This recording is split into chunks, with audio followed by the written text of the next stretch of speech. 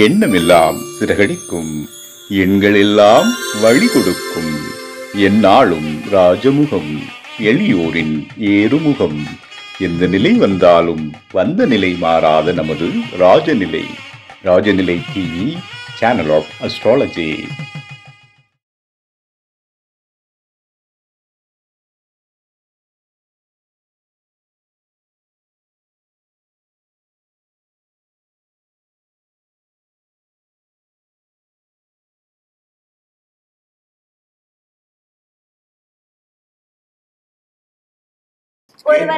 ஒருவர் வாழ்றதுக்கு என்ன வேணும் அப்படின்னா எல்லாருமே பணம் தான் சொல்லுவாங்க. அந்த பணத்தை தேடிதான் எல்லாருமே அலைஞ்சிட்டு இருக்காங்க. ஆனா அந்த பணம் ஒரு ஜாதகருக்கு எந்த காலகட்டத்துல வரும், வேலை வாய்ப்புகள் எப்படி கிடைக்கும், திருமணம் எப்படி நடக்கும்னு சொல்லிட்டு அதையெல்லாம் கணிக்கக்கூடிய பேலன்ஸ் தியரி ஆசிரியர் உயர் திரு சரவண சோமசுந்தரம் ஐயா பாத்தீங்க அப்படின்னா அந்த பேலன்ஸ் தியரி மூலம் திருமண காலம் நிச்சயம் செய்வது எப்படி அப்படிங்கிற ஒரு அற்புத தலைப்புல இன்னைக்கு நம்ம கிட்ட பேச வந்திருக்காரு. அவரை நம் ராஜநிலை டிவி சேனல் ஆஃப் அஸ்ட்ராலஜியின் சார்பாக சிறப்பானதொரு உரை நிகழ்த்த வருமாறு அன்போடு அழைக்கின்றோம். ஓம் காலகால ஈஸ்வராய நமக. பிரபஞ்ச சக்திக்கு நன்றிகள். இந்த 5வது கருத்தரங்கம் ராஜநிலை டிவி சார்பாக நடந்துட்டு இருக்கு. ராஜநிலை ராஜசேகர் ஐயா அவர்களுக்கும் மற்றும் தலைமையை நடத்தி கொண்டிருக்கக்கூடிய மருதமலை குருஜி ஐயா அவர்களுக்கும் மற்றும் சக ஜோதிட நண்பர்களுக்கும் பேச்சாளர்களுக்கும் என் மனமார்ந்த நன்றிகளும் வணக்கங்களும் வாழ்த்துக்களும். இப்போ நம்மளுக்கு கொடுத்துருக்க தலைப்பு பார்த்தீங்கன்னா, ஜோதிடத்துல திருமணத்தை எப்ப காலம் நிர்ணயம் பண்றது அப்படின்னு ஒரு கான்செப்ட். இப்போ நிறைய பேருக்கு ஒவ்வொரு லக்னத்துக்குமே ஏதாவது ஒரு திசாபதி நம்ம சொல்லிட்டே இருப்போம். குரு பார்த்துட்டு இருக்காரு, இந்த வருஷம் ஆயிடும். புதன் பார்த்துட்டு இருக்காரு, அடுத்த வருஷம் ஆயிடும். ஏதாவது நம்ம சொல்லிட்டே இருப்போம். ஆனால் என்னுடைய நண்பர்கள் 2-3 பேருக்கு பாத்தீங்கன்னா, குரு இன்னைக்கு வயசு 47, 48 வயது கடந்து ஓடிட்டு இருக்காங்க. குரு பாத்தீங்கன்னா அந்த 7ஆம் இடத்துக்கூட தொடர்பு ஒரு 12 வருஷத்துல 3 தடவை தொடர்பு கொள்வாங்க. நடந்ததே குரு திசை. அந்த காலகட்டமும் திருமணம் நடக்கல.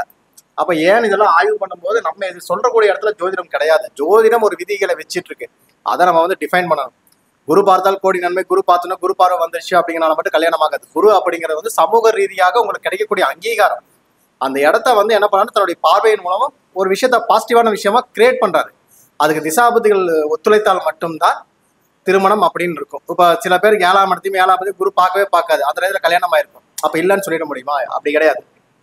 என்ன ஒரு விஷயம்னா, இதுல திசாபுத்திகளை தாண்டி மற்ற பார்வைகளோ மற்ற கிரகங்களுடைய தன்மைகளோ அதுக்கு சப்போர்ட் பண்ணாதுங்கிறது புரிஞ்சுக்கணும். திசாபுத்திகள் நன்றாக இருந்து குரு பார்த்துட்டாருன்னா அங்கீகரிக்கப்பட்ட திருமணம்.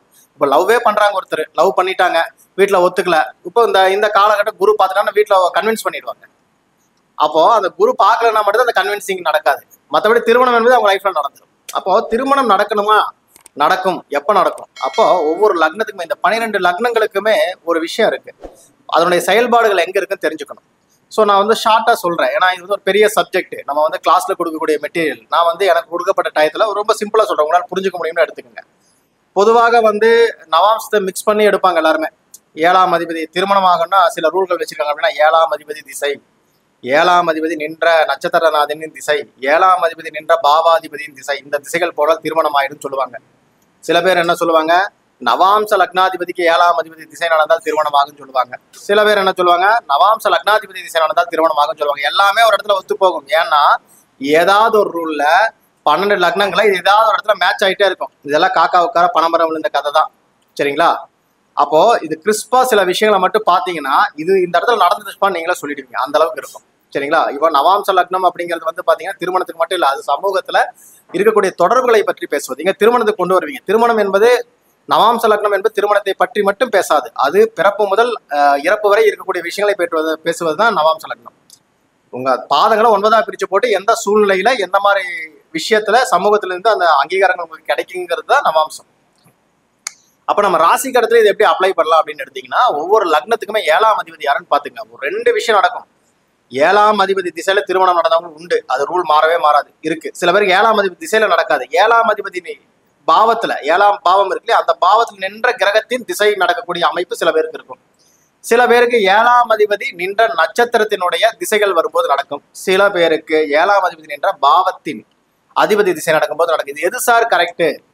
எல்லாமே கரெக்டா இருக்கு. சில ஜாதகத்துக்கு எடுத்தா இந்த ரூல் கரெக்ட், சில ஜாதகத்துக்கு எடுத்தா இந்த ரூல் கரெக்ட். இது எப்படி சார் நான் எடுத்துக்கிறது அப்படின்னு சில பேர் சொல்லுவாங்க.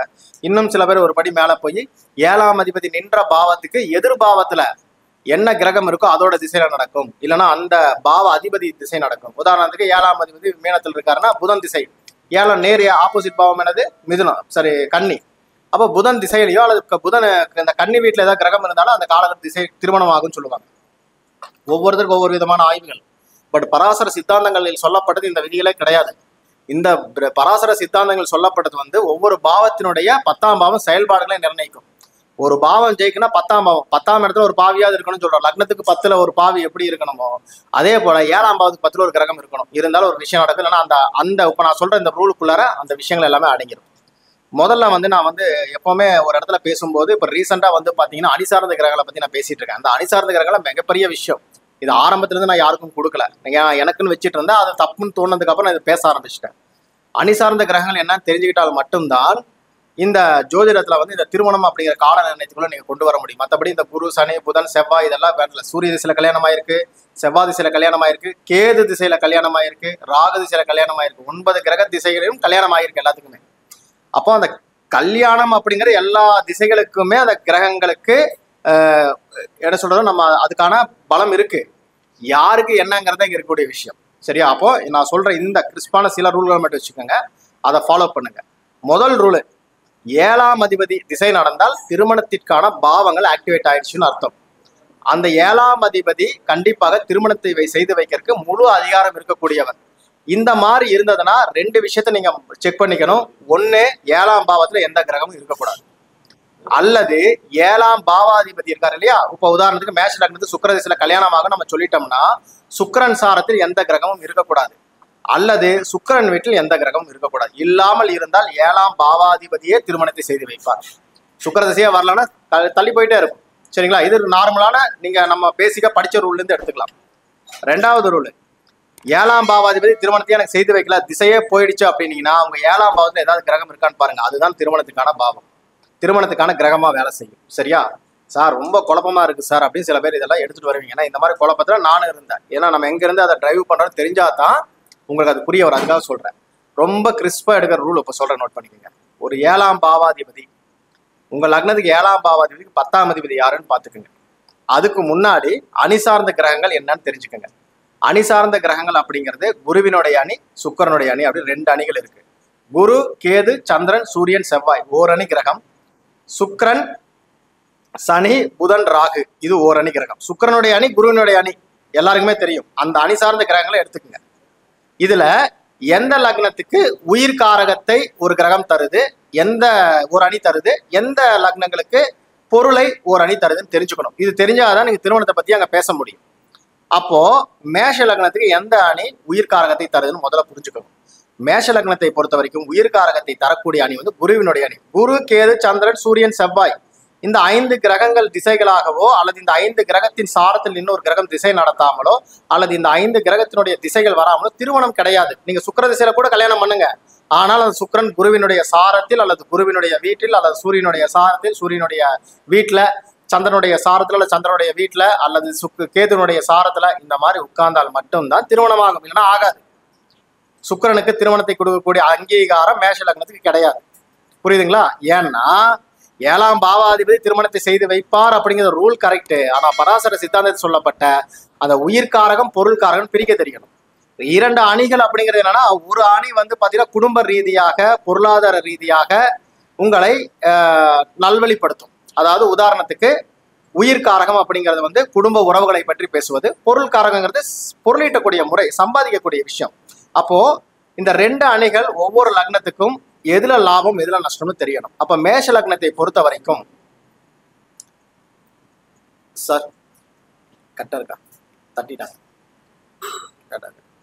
மேஷ லக்னத்தை பொறுத்த வரைக்கும் பாத்தீங்கன்னா உயிர் காரகத்தை தரக்கூடிய கிரகங்கள்னா குருவினுடைய அணிதான். குரு கேது சந்திரன் சூரியன் செவ்வாய், இதை நோட் பண்ணிக்கங்க. ரிஷபத்தை பொறுத்த வரைக்கும் சுக்கிரன் சனி ராகு புதன், அதாவது சுக்கிரனுடைய அணிதான் உயிர் காரகத்தை தரும். உயிர் காரகம் என்ன? நீங்க கேட்கிற குழந்தை, திருமணம், உற்றார் உறவினர்கள், அம்மா அப்பா பாசம், இது எல்லாமே வந்து அந்த கிரகங்கள் தான் தரும். மிதுனத்தை பொறுத்த வரைக்கும் இதே சுக்கிரனுடைய அணிதான் உயிர் காரகத்தை தரும். கடகத்தை பொறுத்த வரைக்கும் குருவினுடைய அணிதான் உயிர் காரகத்தை தரும். கடகத்துக்கு உயிர் காரகத்தை தருவது குருவினுடைய அணி. சிம்மத்துக்கு சிம்மத்துக்கு வந்து பாத்தீங்கன்னா சுக்கிரனுடைய அணி. அதே வந்து கன்னிக்கு வந்து பாத்தீங்கன்னா குருவினுடைய அணி. அதாவது உயிர்காரகம். நாம வந்து திருமணத்தை பத்தி பேசுறோம். திருமணம் என்பது உயிர்காரகம். ஸோ உயிர்காரகத்தை தரது யாருன்னு புரிஞ்சுக்கங்க. சரிங்களா? அப்போ கன்னிக்கு வந்து குருவினுடைய அணி உயிர்காரகத்தை தரும். துலாத்துக்கு வந்து சுக்கிரனுடைய அணி தரும். விருச்சிகத்துக்கு வந்து நம்மளுடைய குருவினுடைய அணி தந்துடும். சரிங்களா? விருச்சிகத்துக்கு குருவினுடைய அணி. தனுஷுக்கு மறுபடியும் குருவினுடைய அணி தான் உயிர்காரகத்தை தரும். அதே போல மகரத்துக்கு வந்து பாத்தீங்கன்னா சுக்கிரனுடைய அணி தரும். கும்பத்துக்கு சுக்கிரனுடைய அணி தான் தரும். அதே போல மீனத்துக்கு சுக்கிரனுடைய அணி தரும். சரிங்களா? இந்த அணிகளை பிரிச்சு போட்டுங்க. அதாவது எந்தெந்த லக்னத்துக்கு எந்தெந்த அணி உயிர்காரகத்தை கொடுக்குன்னு சொல்லி அதை எடுத்துங்க. திருமணத்தை பத்தி பேசிட்டு இருக்கோம், பொருளாதாரத்தை பத்தி விட்டுருங்க, மறந்துருங்க. அப்போ ஒவ்வொரு லக்னத்துக்கும் எந்த அணிகள் உயிர்காரகமாக வேலை செய்யுதோ அந்த அணிகளுடைய திசைகள் அல்லது அந்த சாரத்துல நின்று கிரகம் திசை நடத்தாமல் நடக்காது. இப்ப சில பேர் சொல்லுவாங்க, சார் நீங்க சொன்னீங்க மிதுன லக்னத்துக்கு வந்து உயிர்காரகத்தை, அதாவது திருமணம் சார்ந்த விஷயங்களுக்கு சப்போர்ட் பண்ணக்கூடிய கிரகங்கள்லாம் நம்ம சுக்கிரனுடைய அணின்னு சொன்னீங்க, ஆனா எனக்கு குரு திசையில கல்யாணம் ஆச்சுன்னு சில பேர் வருவீங்க. அந்த குரு திருமணத்தை செய்தால் சுக்கிரன், சனி, ராகு, புதன் இந்த வீடுகளில் அல்லது இந்த சாரத்துல கிரகம் இல்லாம நடக்காதுங்கிற. புரியுதுங்களா? நம்ம என்ன சொல்றோம், கிரகத்தை விட கிரகம் என்ற சாரத்திற்குத்தான் வலிமை அதிகம். அது ரொம்ப முக்கியம், புரிஞ்சுக்கணும். புரியுதுங்களா? இது இல்லாமல் நீங்க எடுத்தீங்கன்னா தப்பாக போயிடும். அதனால அங்கதான் பலன் மாறும். இவர் என்னமோ சொன்னாரு திசை நடக்காதுன்னாரு, ஆனா வந்து திசை எனக்கு வந்து குரு திசையை கல்யாணம் பண்ணி வச்சது அப்படின்னு கொண்டு வந்தீங்கன்னா, நான் சொல்றேன் அந்த சாரம் இருக்கான்னு பாருங்க. சாரத்தில் நிற்கக்கூடிய கிரகம் தான் வலிமை. பாவத்தை விட சாரத்துக்கு ரொம்ப முக்கியத்துவம் கொடுக்கணும். ஏன்னா சாரம் என்பது உயிர் புள்ளி மாதிரி. நம்ம கேட்கணும் ராசி என்ன நட்சத்திரம் என்னன்னு கேட்கறோமா இல்லையா? எதுக்கு ராசி நட்சத்திரம் கேட்கறோம்? ஏன்னா அதுக்கு வலிமை அதிகம். பராசர சிந்தாந்தத்துல நட்சத்திர சாரம் இல்லாம எடுத்து பலன் எடுத்தீங்கன்னா தப்பா போயிடும். அப்போ அந்த இப்ப சொன்ன இந்த ரூலை மைண்ட்ல வச்சுக்கோங்க. ஒவ்வொரு லக்னத்துக்கு எந்தெந்த அணி வந்து உயிர்காரகத்தை தரும் நோட் பண்ணிக்கோங்க. நோட் பண்ணிட்டீங்களா?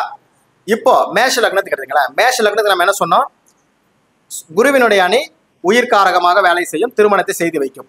அப்போ ஒரு மேஷ லக்னத்துக்காரனுக்கு கல்யாணம்னு ஒண்ணு நடக்கணும்னா குரு, கேது, சந்திரன், சூரியன், செவ்வாய் என்கிற திசைகளிலோ அல்லது இந்த சாரத்தில் நிற்கக்கூடிய அதிபதிகளினுடைய திசைகளிலோ தான் நடக்கும். சுக்கிர திசை திருமணம் பண்ணி வைக்கும். ஆனா நான் சொன்ன இந்த 5 கிரகத்தினுடைய சாரத்துல இருக்கணும். தப்பி தவறி வந்து சனி கிரகம் கல்யாணத்தை பண்ணி வைக்கலாம், இந்த 5 கிரகத்தோட சாரத்துல இருக்கணும். புதன் கல்யாணத்தை பண்ணி வைக்குதுன்னா இதுல இருக்கும். இது இல்லாமல் திருமணம் கிடையாது. மீறி பண்ணீங்கன்னா மேக்சிமம் 1 இயர்க்குள்ள டைவர்ஸ் வரைக்கும் போயிருக்கு, நான் பார்த்துருக்கேன். செக் பண்ணிக்கோங்க. திருமணம் ஆகாதுங்கிற ரூல் இதுதான். அதை மீறி கஷ்டப்பட்டு இழுத்து பிடிச்சி உட்கார வைப்பாங்க, அன்னைக்கே கட் ஆகும் பல கல்யாணங்கள். இல்லைன்னா கொஞ்ச நாள் ஒரு 3 மாசம் 4 மாசம் 6 மாசம் 1 வருஷத்துக்குள்ள காணாம நிறைய ஜாதகங்களை பார்த்துருக்கோம். காரணம் என்னன்னா இந்த பாவ அதிபதி அந்த அதிபதி பாவத்தை அந்த வீட்டுல 3, 7, 11 போய் உட்கார்ந்துருவாரு. சாரத்துல எல்லாம் இருக்காது, வீட்டுல போய் உட்காந்து. இந்த 3, 7, 11 திருமண பாவம் நம்ம எடுத்திருக்கோமா, திருமண பாவத்துல இருக்குனால அந்த திருமண பாவத்தை செய்யக்கூடிய அதிகாரம் இருக்கும், திருமணத்தை பண்ணி வச்சிருவாரு. ஆனால் நம்ம சொன்ன இந்த கிரகத்தினுடைய திசா அந்த சாரத்துல இல்லாம இருக்கும்போது என்ன ஆகும்னா ஆட்டோமேட்டிக்கா கட்டாயி வெளியே போயிடுவாங்க, பிரிவினையை கொடுத்துரும். செக் பண்ணி பாருங்க. மேஷ லக்னத்துக்கார எப்ப கல்யாணம் ஆச்சுன்னு பாத்தீங்கன்னா குரு, கேது, சந்திரன், சூரியன், செவ்வாய் இல்லாமல் திருமணம் கிடையாது என்பதை முடிவு பண்ணிக்கோங்க. இதுல ஏன் சார் இது எப்படி எடுக்கிறீங்கன்னு கேட்டீங்கன்னா, நான் ஏற்கனவே சொன்ன மாதிரி ஒவ்வொரு பாவத்திற்குமே அதனுடைய 10ஆம் பாவம் என்பது செயல்பாடுகள் நிறைந்த பாவம்னு சொல்றோம். 10ஆம் இடம் என்ன சொல்றோம், அபிஜித்னு சொல்றோம் இல்லையா? அபிஜித்னா வெற்றி புள்ளின்னு அர்த்தம், வெற்றிகள் நடக்கக்கூடிய இடம்னு அர்த்தம். அப்போ 7ஆம் பாவத்தினுடைய வெற்றி எங்க இருக்கு, அதனுடைய 10ஆம் பாவம் 4ஆம் பாவத்துல இருக்கு. அப்ப 4ஆம் பாவ கிரகம் என்னன்னு பாருங்க. மேஷ லக்னத்துக்கு 4ஆம் பாவம்ங்கிறது சந்திரன் வருவாரு. சந்திரனுடைய அபிஜித் என்னன்னு கேட்டா சந்திரன், குரு, கேது. இவர்களுக்கு திருமணம் ஆகணும்னா சந்திரன், குரு, கேது திசைகளிலோ அல்லது இந்த சாரத்துல நிற்காமல் ஒரு கிரகம் திருமணத்தை செய்து வைக்காது. எழுதி வச்சுக்கோங்க. இதுல இந்த 3 கிரகத்துக்கு வலிமைன்னு சொல்லிட்டு இந்த 3 கிரகங்கள் 3, 7, 11 தொடர்புல எந்த கிரகம் இருக்கிறதோ அல்லது இந்த 3 கிரகத்தினுடைய நட்சத்திரங்கள் இந்த 3, 7, 11 எந்தெந்த கிரகம் இருக்கோ அத்தனைக்கு வேலை உண்டு. அப்போ மேஷ லக்னத்துக்கு குரு, கேது, சந்திரன், அபிஜித்னு சொன்னோமா 7ஆம் பாவத்துக்கு 10ஆம் பாவத்தை எடுத்து. அப்ப அந்த குருவினுடைய நட்சத்திரம் 3, 7, 11 முழுசா இருக்கா, குரு திசைக்கு முக்கியமான டைம் உண்டு. அதை விட்டீங்கன்னா செவ்வாய்க்கு முக்கியத்துவம் கொடுக்கலாம். சரிங்களா? தப்பி தவறி கேதுல நடக்குதுன்னு சொன்னீங்கன்னா இந்த கேது 3, 7, 11 தொடர்போடு இருக்கிறது மட்டும் இல்லை, அந்த சாரத்தில் இருந்தால் திருமணத்தை செஞ்சு வைக்கும். இல்லைன்னா கேதுல நடக்காது. செக் பண்ணி பார்த்து. ரொம்ப எளிமையான விதிகள் தான். பராசரோட சித்தாந்தத்தை உங்களுக்கு புரியுற மாதிரி சொல்லிட்டு இருக்கேன். 9 கிரகத்துக்கும் போட்டு குழப்பி இந்த வருஷம் ஆயிடும் அடுத்த வருஷம் ஆயிடும் எல்லாம் எடுக்கவே வேண்டாம். சில பேர் ஜாதகங்களை பார்த்தோன்னா தெரிஞ்சிடும் இந்த கால கல்யாணமே இல்லைன்ட்டு. 5 வருஷம் சொல்லி 5 வருஷம் கழிச்சு நடந்த ஜாதகங்கள் எல்லாமே உண்டு. அவசரப்பட்டு கல்யாணம் பண்ணவங்க டைவர்ஸ் வரைக்கும் போனவங்களும் உண்டு. சரிங்களா? ஸோ இதெல்லாம் புரிஞ்சுக்கங்க. அப்போ அந்த 10ஆம் பாவத்துல 7ஆம் பாவத்துக்கு 10ஆம் பாவம் என்பது அதனுடைய செயல்பாடுகள் நிறைந்த பாவம். அதுல குரு கேது சந்திரன் தான் இந்த மேஷ லக்னத்துக்கு திருமணத்தை செய்து வைக்கும். ஏன்னா அதுதான் உயிர் புள்ளி, உயிர்காரங்களா வேலை செய்யும். குருவினுடைய அணி தான் உயிரை கொடுக்க போகுது. அப்ப திருமணம், குழந்தைகள், உற்றார் உறவினர்கள் என்ன கான்செப்ட்ல வேணா இருக்கட்டும், இந்த திசை வரணும், இல்லைன்னா இந்த சாரத்துல நின்று கிரகம் திசை நடத்தினால் கண்டிப்பாக திருமணம் உண்டு. அதுல முக்கியத்துவம் கொடுக்க வேண்டிய விஷயம் என்னன்னு கேட்டீங்கன்னா 3, 7, 11 என்ன கிரகம் இருக்குன்னு பாத்துக்கங்க. நான் சொன்னேன் இல்லையா, இந்த எந்த கிரகம் வேணா இருக்கலாம். குறிப்பா குரு இருக்கார், கேது இருக்கார், சந்திரன் இருக்கார். இந்த 3ல ஏதாவது இருந்ததுன்னா அந்த திசைக்கு முக்கியத்துவம் கொடுங்க. அது 3, 7, 11 நட்சத்திரமா இருந்தா அதுதான் கம்பல்சரி எழுதிடலாம். ஏன்னா 3, 7, 11 திருமண பாவங்கள். இப்ப இந்த கால நினைத்த முடிவு பண்ணிக்கலாமா? ரொம்ப சிம்பிளான விஷயம். அப்ப திருமணத்துக்கு இதுதான். சரி, இது அப்படியே ரிஷப லக்னத்துக்கு வாங்க. ரிஷப லக்னத்துக்கு நம்ம என்ன சொல்லியிருக்கோம்? சுக்கிரனுடைய அணிதான் திருமணத்தை செய்து வைக்கும் நம்ம சொல்லியிருக்கோம். கரெக்டா? இந்த சுக்கிரனுடைய அணி திருமணத்தை செய்து வைக்கும் அப்படின்னு சொன்ன உடனே நம்ம என்ன பண்ணுவோம்? செவ்வாய் சுக்கிரன் சனி ராகு புதன் இந்த திசைகள் அப்படின்னு முடிவு பண்ணிடுவோம். அல்லது இந்த சாரத்துல நின்று கிரகம் திசை நடத்தணும். அவ்வளவுதான் சார், வேலை முடிஞ்சது. இதுல இல்லாம திருமணம் கிடையாது. சரிங்களா? ரிஷப லக்னத்துக்கு இதுதான் கான்செப்ட். எடுத்து பாருங்க. சில பேர் சொல்லுவாங்க, சார் எனக்கு ராகு திசையில கல்யாணம் ஆயிடுச்சு சார் அப்படின்பாரு. இந்த ராகு திசையில கல்யாணமானவங்களுக்கு அந்த அணியில வந்துட்டாரு, அது சுக்கிரன் வீடோ அல்லது சனி வீட்லயோ கண்டிப்பா இருக்கும், இல்லைன்னா புதன் வீட்டுல இருக்கும், இல்லைன்னா இந்த சாரத்துல நிக்காமல் திருமணம் ஆகாது. ஏன்னா ராகு கேதுகளுக்கு மட்டும் வீடுகளை தான் எடுக்கணும், மற்ற கிரகங்களுக்கு தான் நட்சத்திரங்கள். ஏன்னா ராகு கேதுகளுக்கு வீடுகள் அப்படிங்கிறது பராசர சித்தாந்தத்தில் சொல்லப்பட்ட விதிகள். அப்போ ராகு கேதுகளை பொறுத்த வரைக்கும் ராகு அந்த வீட்டுல இருக்காரான்னு பார்த்துக்க, கண்டிப்பாக நடக்கும், திருமணம் உண்டு. சரி, இப்போ இதுல 10ஆம் பாவத்தை கனெக்ட் பண்ணணும் சார், கனெக்ட் பண்ணுங்க அப்படின்னு சொன்னீங்கன்னா ரிஷப லக்னத்துக்கு நேர் 7ஆம் பாவம் யாரு? நம்ம விருச்சிகம். விருச்சிகத்துக்கு 10ஆம் பாவம் யாரு? சூரியனுடைய வீடு. அப்படி பாத்தீங்கன்னா செயல்பாடுகள் எதுல வரணும்? சூரியன், ராகு, புதன் வந்துச்சா? இந்த சூரியன், ராகு, புதன் இவங்க தான் அபிஜித்து. இதுல சூரியன் இந்த லக்னத்துக்கு பொருளாதார கிரகமாக வேலை செய்யும். அதனால சூரியனை மறந்துடுங்க. ராகு அல்லது புதன் சாரத்தில் கிரகம் நின்றோ அல்லது ராகு புதன் திசைகளிலோ திருமணத்துக்கான வாய்ப்புகள் நல்லா இருக்கும். செக் பண்ணிக்கோங்க. இதை இன்னுமே ஃபைன் டியூன் பண்ணணும்னா எப்படி, எந்த கிரகத்துக்கு முக்கியத்துவம் தரலாம்னு சொன்னீங்கன்னா ரிஷப லக்னத்துக்கு 3, 7, 11 பாவத்துல இந்த 2 கிரகத்துல எது நட்சத்திரமா இருக்குன்னு பாருங்க. புதனுடைய நட்சத்திரம் இருக்கு. கரெக்டா? புதனுடைய நட்சத்திரம் அல்லது அந்த ராகு அந்த 3, 7, 11 கூட சம்பந்தப்பட்டு நின்றுட்டாருன்னா திருமணம் உண்டு.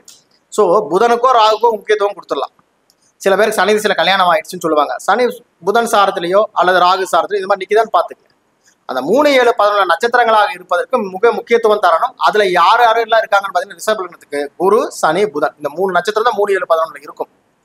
அப்ப இந்த 3, 7, 11 இருக்க வேண்டிய நட்சத்திரங்கள்ல சனியும் புதனும் இந்த லக்னத்துக்கு உயிர்காரங்களாக வேலை செய்யறதுனால திருமணம் இதுல நடக்கிறதுக்கு வாய்ப்பு இருக்கு. அப்போ ராகு புதன் சனிக்குத்தான் முக்கியத்துவம்.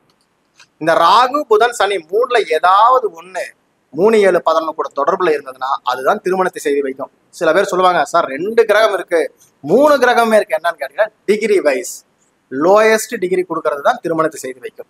சில பேருக்கு சனி திசை ஓடிட்டு இருக்கும், சனி திசையில கல்யாணம் ஆகாம இருந்திருக்கும், லோயஸ்ட் டிகிரியில் இருக்காம ஹையஸ்ட் டிகிரியில் போய் உட்காந்துரும். சனியில திருமணம் பண்ணி முடிச்சால் கூட புதன் ஒரு திருமணத்தை செய்து வச்சோம். கவனமா இருக்கணும்.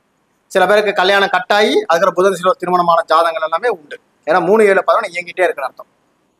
ஏன்னா அதுக்கு பேர் என்ன சொல்லியிருக்கோம்? திருமண பாவங்கள் சொல்றோம் இல்லையா? அப்போ இந்த நம்ம ஸ்தானத்திலேயே அந்த 3, 7, 11 நம்ம சொல்றது என்னது? தர்ம திரிகோணம், அர்த்த திரிகோணம், காம திரிகோணம் சொல்லுது. காம திரிகோணம் என்னது? உங்க குடும்ப வாழ்க்கையில் ஈடுபடக்கூடிய விஷயங்கள், உங்களுக்கு கிடைக்க வேண்டிய லௌகிக வாழ்க்கையில கிடைக்கக்கூடிய அனைத்து விஷயங்களும் 3, 7, 11 தான். அப்ப அந்த பாவங்கள் எல்லாமே இயங்க ஆரம்பிச்சிடும். அப்ப இந்த 2ல எந்த கிரகம், 3ல எந்த கிரகம் பார்க்கறது அந்த டிகிரி வைஸ் எடுத்துக்கங்க. அது 3, 7, 11 நட்சத்திரமாக இருந்தோ அல்லது 3, 7, 11 கிரகங்களோட தொடர்புகள் இருந்தாலும் தாராளமா எடுத்துக்கலாம். ரொம்ப சிம்பிள். நீங்க நவாம்சத்துல போட்டு குழப்பிக்கிட்டு இருக்காமல் ஈஸியான முறையில எடுக்கிறது இதுதான் மெத்தேடு. இப்ப இதே நேரா இங்க போங்க, மிதுன லக்னத்துக்கு போங்க. மிதுன லக்னத்துக்கு 7ஆம் அதிபதி யாரு? குரு. நம்ம என்ன சொல்லிருக்கோம்? மிதுன லக்னத்துக்கு உயிர்காரகத்தை தரக்கூடிய கிரகங்கள் சனி, சுக்கிரன், ராகு, புதன் தான். சேம் கான்செப்ட் தான். இந்த இடத்துல குரு வேலை நீங்க தொடவே கூடாது. குருவை தொட்டீங்கன்னா அங்க மைனஸ் தான். குரு சில கல்யாணம் பண்ணவங்க எல்லாம் பாதி பேர் காணாம போயிட்டாங்க மிதுன லக்னத்துக்கு. செக் பண்ணி பாத்துக்கங்க.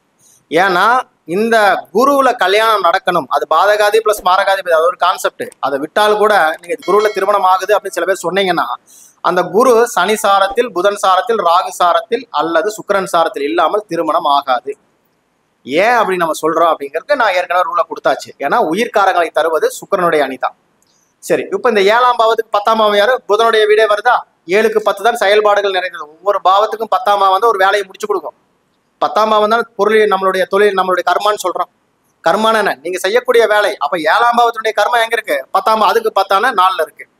அப்போ இந்த மிதுனத்துக்கு 7க்கு 10 யாரு? புதனுடைய வீடு வரும். அப்போ புதன், ராகு, சூரியன் தான் அகைன். அதுல வந்து பாத்தீங்கன்னா புதனுக்கும் ராகுக்கும் முக்கியத்துவம் கொடுக்கலாம். அங்கதான் திருமணம் நடக்கும். அல்லது அந்த சாரத்துல நின்று கிரகம் திசை நடத்தும் போது திருமணத்துக்கான வாய்ப்புகள் உண்டு. அதையும் விட்டீங்கன்னா சுக்கிரனுக்கும் சனிக்கும் கொடுக்கலாம். சுக்கிரனுக்கு ஏன் கொடுக்குறோம் அப்படின்னு கேட்டா, அந்த 3, 7, 10 நட்சத்திரமா இருக்கும். அந்த 3, 7, 10 நட்சத்திரமா இருந்ததுன்னா அந்த கிரகத்தை ரொம்ப முக்கியத்துவம். ஏன்னா 3, 7, 10 அந்த கிரகம் இருக்கணும். இருந்ததுன்னா திருமணம் கண்டிப்பாக உண்டு. மாற்று கருத்தே கிடையாது. திருமணம் ஆச்சு சார், எனக்கு வந்து மிதுன லக்னத்துக்கு எனக்கு குரு திசையில தான் கல்யாணம் ஆச்சுன்னு சொல்றவங்க யாரா வேணா எடுத்து பாத்துங்க. புதன், ராகு, சுக்கிரன், சனி இந்த தொடர்பு, அந்த நட்சத்திர தொடர்போ இல்லாமல் திருமணம் ஆயிருக்காது. செக் பண்ணி பாருங்க. அதை தாண்டி கல்யாணம் பண்ணிருக்கீங்கன்னா அந்த பாவாதிபதி, திருமண பாவாதிபதி திருமணத்தை செய்து வைத்திருந்தாலும் அதை கட் பண்ணி அனுப்பிச்சிருப்பாங்க. ஏன்னா அது உயிர் பாதக வீடு. குரு வந்து சனி கூடவோ, புதன் கூடவோ, சுக்கிரன் கூடவோ, ராகு கூடவோ சம்பந்தப்படாமல் திருமணத்தை செய்து வைத்திருந்தால் அது திருமண முறிவை தந்திருக்கும் மிதுன லக்னத்துக்கு. செக் பண்ணி பார்த்துட்டு நீங்க சொல்லுங்க. இந்த அமைப்பு இல்லைனாலும் அங்க முறிவு ஏற்பட்டுரும். அதுல திசை நடத்தக்கூடிய கிரகமும் இல்லாமல் இருந்திருந்தால் கண்டிப்பா திருமண முறிவு தான். செக் பண்ணி பார்த்துட்டு சொல்லுங்க. சரிங்களா? இதை இப்ப அப்படியே கடகத்துக்கு போங்க. கடகத்துக்கு 7ஆம் அதிபதி யாரு? சனி. இந்த கடக லக்னத்துக்கு உயிர் பாவமா யாரு வேலை செய்வாங்க நம்ம சொல்லியிருக்கோம்? குருவினுடைய அணி வேலை செய்யும் சொல்லியிருக்கோம். அப்போ திருமணமாகணும் அதே அகைன் குருவினுடைய அணி தான் வரணும். சரி, சனியுடைய 10ஆம் பாவம் யாரு? சனியினுடைய 10ஆம் பாவத்தை, அதை 7ஆம் பாவத்துக்கு 10 எடுத்தீங்கன்னா விருச்சகமா வரும். சாரி, சுக்கிரனா வருவார் இல்லையா? கடகம், சிம்மம், கன்னி, துலாம். துலாம் வீடு 10ஆம் பாவமா வரும். அப்ப சுக்கிரன், செவ்வாய், சனி. பாருங்க, இங்க சனி, அங்க சுக்கிரன். 100% சுக்கிரன், சனி, செவ்வாயில திருமணம் உண்டு. அதுல குறிப்பா வந்து சுக்கிரனும் சனியும் ரொம்ப சிறப்பா பண்ணுவாரு. செவ்வாய் பண்ண மாட்டார் நான் சொல்லவே இல்லை, செவ்வாய் பண்ணுவாரு. ஆனா அந்த செவ்வாய்க்கு சுக்கிரன் தொடர்போ அல்லது சனியினுடைய தொடர்போ, புதனுடைய தொடர்போ, ராகுனுடைய தொடர்போ இருக்கணும். இருந்தால் திருமணம் உண்டு. புரியுதுங்களா? இதுல நீங்க வந்து சாரி, இதுக்கு வந்து எதுக்கு முக்கியத்துவம் கொடுக்கறதுன்னா, கடகத்துக்கு 3ஆம் வீடு யாருன்னு பாருங்க. கடகத்தினுடைய 3ஆம் வீடு அப்படிங்கிறது வந்து பாத்தீங்கன்னா கன்னி வீடா வருவாரு. கன்னியில அந்த பாவாதிபதி புதனே வந்துட்டாரு. பிளஸ் நட்சத்திரங்களா பாத்தீங்கன்னா நம்மளுடைய சந்திரன் இருக்காரு, அதுக்கப்புறம் செவ்வாய் இருக்காரு, சூரியன், சந்திரன், செவ்வாய் 3 தான் இருக்காரு. இந்த 3மே சப்போர்ட் பண்ணல. அப்ப திருமணத்தை செய்து வைக்கணும்னா சனி, சுக்கிரன், ராகு, புதன் இந்த திசைகளே போகணும். நட்சத்திரம் இருந்தா ஓகே, அந்த வீடுகள் இயங்கினா கூட வந்துடும் சொல்லுவோம். இல்லாத பட்சத்துல இந்த வீடுகள் இயங்காமல் இருந்தால் கூட இந்த கிரகங்கள் திசைகள் போயிட்டு இருக்கும். ஒரு கடக லக்னத்துக்கார கல்யாணம் பண்றோம்னா இந்த 4 திசை தான், அல்லது இந்த 4 கிரகத்தினுடைய சாரத்துல ஏதாவது ஒரு கிரகம் இருந்து 3, 7, 11 கூட தொடர்புல வரணும். இது எப்படி சார் எடுக்கிறதுனா, ஒரு போர்டு போட்டு நான் விளக்கம் கொடுக்கணும். டைம் இல்லை, ஏன்னா இது வந்து ஒரு 20 நிமிஷம் டயத்துக்குள்ள முடிக்கணும். கிளாஸ் மெட்டீரியலா கொடுக்கக்கூடிய விஷயங்கள் அது போட்டோம்னா உங்க ஜாதகங்களை நீங்களே போட்டு பிரிச்சு போட்டுலாம். எதுக்கு முக்கியத்துவம் கொடுக்கணும், எப்படி இருக்கணும்னு ஒரு 4 ஸ்டெப்ல முடிச்சிடலாம். சரிங்களா? பட் அந்த ஸ்டெப்பை தான் உங்களுக்கு எளிமையா புரியுற மாதிரி சொல்றேன், பாத்துங்க. சிம்ம லக்னத்துக்கு எடுத்துங்க. சிம்ம லக்னத்துக்கு என்ன எடுப்பீங்க? சிம்ம லக்னத்தை பொறுத்த வரைக்கும் அதே சனி தான். அதுக்கு 10ஆம் பாவம் எடுத்தீங்கன்னா உங்களுக்கு ஆட்டோமேட்டிக்கா விருச்சகம் வந்துருவாரு. அகைன் செவ்வாய், சுக்கிரன், சனி தான். இப்போ சிம்மத்தை பொறுத்த வரைக்கும் நம்ம ஏற்கனவே சொன்ன சனி திசையோ, சுக்கிர திசையோ, அல்லது வந்து ராகு திசையோ, புதன் திசையோ திருமணத்தை கொடுக்காது. ஏன்னா உயிர்காரகத்தை கொடுக்கக்கூடிய கிரகங்கள் குருவினுடைய அணி. குரு, கேது, சந்திரன், சூரியன், செவ்வாய் இந்த திசைகள் வரணும். இது வராமல் திருமணம் என்பது கிடையாது. அப்ப இவங்களுக்கு திருமணம் ஆகணும்னா நான் சொன்ன இந்த கிரகங்கள் வரணும். இந்த திசைகள் வந்தாலே போதும். தப்பி தவறி வேறு ஏதாவது வேறு அணியில் இருக்கக்கூடிய கிரகங்கள் திருமணத்தை செஞ்சு வைக்குதுன்னு வச்சுக்கோங்களேன், அது இந்த 5 கிரகத்தினுடைய தொடர்புல இருக்கணும். அதுல முக்கியமா இருக்க வேண்டியது என்னன்னு கேட்டீங்கன்னா 3, 7, 11 எது நட்சத்திரமா இருக்குன்னு பாருங்க. சிம்மத்தை பொறுத்த வரைக்கும் 3, 7, 11 இருக்கக்கூடியது செவ்வாய், ராகு, குரு. இதுல செவ்வாய்க்கும் குருவுக்கும் முக்கியத்துவம் கொடுக்கலாம். ராகுக்கு, ஏன்னா ராகு வந்து பொருளாதார கிரகம் நம்ம சொல்லிட்டோம் இந்த லக்னத்துக்கு. அதனால அது பொருளாதாரத்தை தான் கொடுக்கும், உயிர்காரத்தை கொடுக்க வாய்ப்பே இல்லை. தப்பி தவிர ராகு திசையிலேயே உங்களுக்கு கல்யாணம் ஆச்சுன்னு சொன்னீங்கன்னா அது குருவோ, செவ்வாயோ, சூரியனோ அல்லது சந்திரனோ இந்த வீடுகளில் அல்லது இந்த நட்சத்திரத்தில் இல்லாமல் திருமணம் ஆகாது. நான் திரும்ப திரும்ப சொல்லதா, தொடர்புகள் வராமல் திருமணம் ஆகாது. தனித்த கிரகங்கள் திருமணத்தை தராது. அப்போ அந்த அணி சார்ந்த விஷயத்துக்குள்ள இருக்கிறப்பதான் நீங்க முடிவு பண்ணணும். நம்ம 7ஆம் அதிபதி திசை நடக்குது அப்படின்னு சனி திசை நடக்குது, எனக்கு கல்யாணம் ஆயிடுமா ஆகாது. யாருக்கு? சிம்மத்துக்கு. அப்ப சிம்மத்துக்கு கல்யாணம் ஆகணும்னா இந்த சனிங்கிற கிரகம் இந்த தொடர்புல இருந்தாதான் திருமணத்துக்கே அவங்க ஃபர்ஸ்ட் தகுதியானவங்கன்னு சொல்றோம். அது எப்ப ஆகுங்கிறதெல்லாம் 2வது விஷயம். இப்ப இந்த சனி வந்து குரு கூட இல்ல, செவ்வாய் தொடர்புல இல்ல, சந்திரன் தொடர்புல இல்ல, அதுக்கப்புறம் வந்து சூரியன் தொடர்புல இல்ல, கேது தொடர்புல இல்ல, அவர் வந்து சனி வீட்லயே இருக்காரு அப்படி வச்சுக்கோ, ராகு சாரத்துல இருக்காரு வச்சுக்கோங்க, இல்ல சுக்கிரன் சாரத்தில் இருக்காரு, எப்படி வேணா வச்சுக்கோங்க. இந்த தொடர்பு இல்லாம இருந்தால் திருமணமே இங்க காணல் நீர் அப்படின்னு எத்தனை திசைகள் வந்தாலும் திருமணம் என்பது அவ்வளவு சீக்கிரம் ஆகாது. மீறி 7ஆம் அதிபதி திசையில திருமணமே செஞ்சாலும் அது பிரிவினைக்குரிய ஜாதகமா போயிடும். இப்படிதான் என்னுடைய நண்பர்களுடைய 2, 3 பேருடைய இதுல நான் பார்த்தேன். யாரை கூட 47 48 வயசாகி குரு இது வரைக்கும் ஒரு 7 தடவை சுத்திட்டாரு, இது வரைக்கும் திருமணம் ஆகல. அந்த 7ஆம் இடத்தை 12 வருஷத்துல 3 தடவை தொடர்பு கொள்வார். 1-5-9 பார்வையாக அந்த இடத்துக்கு வர்றதுக்கு இப்படி. ஆனால் கல்யாணம் இன்று வரைக்கும் ஆகல. ஏன் ஆகலன்னு கேட்டீங்கன்னா இந்த கான்செப்ட், இந்த 7ஆம் அதிபதிக்கு அந்த உயிரணியுடைய தொடர்பு சுத்தமா இல்லை. அப்ப அந்த திசை, அந்த கிரகத்தினுடைய திசை 7ஆம் அதிபதியே திசை நடத்தினால் மட்டும்தான் அங்க திருமணத்துக்கு உண்டான விஷயங்கள் நடக்கும். அப்படி நடந்தாலும் கூட பெரிய லாபம் இல்லை. ஒன்னும் லாங் டைம், அதாவது ஒரு 50 வயசுக்கு மேல கல்யாணம் பண்றது, 55ல கல்யாணம் பண்றது, இந்த திசைகள் வரும்போது நடக்கும். அது கூட ரொம்ப நீடிச்செல்லாம் நிலைக்காது. புரியுதுங்களா? அதனாலதான் சொல்லுவோம் இந்த மாதிரி விஷயங்களை நீங்க ஆஸ்பெக்டை எடுத்து பார்க்கணும். இப்ப பாருங்க, அடுத்தது வந்து பாத்தீங்கன்னா கன்னி லக்னம். கன்னி லக்னத்துக்கு 7ஆம் அதிபதி யாரு பாருங்க, குரு. இது வந்து பொருளாதார பாதகத்தை சொல்லக்கூடிய விட நம்ம ஏற்கனவே சொல்லிட்டோம், கன்னி லக்னத்துக்கு வந்து குருவினுடைய அணிதான் உயிர்காரகத்தை தரும். சரிங்களா? உயிர்காரகத்தை தருவது நம்ம இவங்களோட இதுதான். யாரு? கன்னிக்கு வந்து குருவினுடைய அணிதான். அப்போ குரு, கேது, சந்திரன், சூரியன், செவ்வாய் திசைகள் தான். அதோடைய 10ஆம் பாவம் எடுத்துக்கோங்க, அகைன் குரு தான் வருவார். குரு, கேது, சந்திரன் இந்த திசைகள் அல்லது அதன் சாரத்துல நின்று கிரகம் திசை நடத்தாமல் நடக்காது. இப்படிதான் மற்ற 6 லக்னங்களுக்கு நீங்க போட்டுக்கணும். ஸோ திருமணத்தை முடிவு செய்யறதுக்கு முதல் உயிரணினா என்ன, பொருளணினா என்ன, ஏன் பராசரர் அது பேசிக்ல நம்மளுக்கு கொடுத்துட்டு போனாரு அப்படிங்கிற விஷயங்களை புரிந்து கொண்டால் மட்டும்தான் ஜோதிடத்துல எல்லா பாவத்துக்கும் பலன் எடுக்க முடியும். சரிங்களா? அவர் சும்மா எல்லாம் கொடுக்கல. அருளணி பொருளணி எல்லாம் சும்மா கொடுக்கல. அருளணிங்கிறது வந்து உயிர்காரகத்தையும், பொருளணி என்பது பொருளாதார விஷயங்களை பற்றி பேசக்கூடிய அணியாக இருந்தால் கூட அது ஒரு குறிப்பிட்ட லக்னத்துக்கு அருளணி அருளணியாகவே வேலை செய்யும், பொருளணி பொருளணியாகவே வேலை செய்யும். ஆனால் சில லக்னங்களுக்கு பொருளணி அருளணியாகவும் அருளணி பொருளணியாகவும் மாறிடும். அருள் பொருள் அப்படின்னா என்னன்னா உயிர்காரகம் ஒரு பொருள்காரகம், அவ்வளவுதான் சார் மேட்ரு.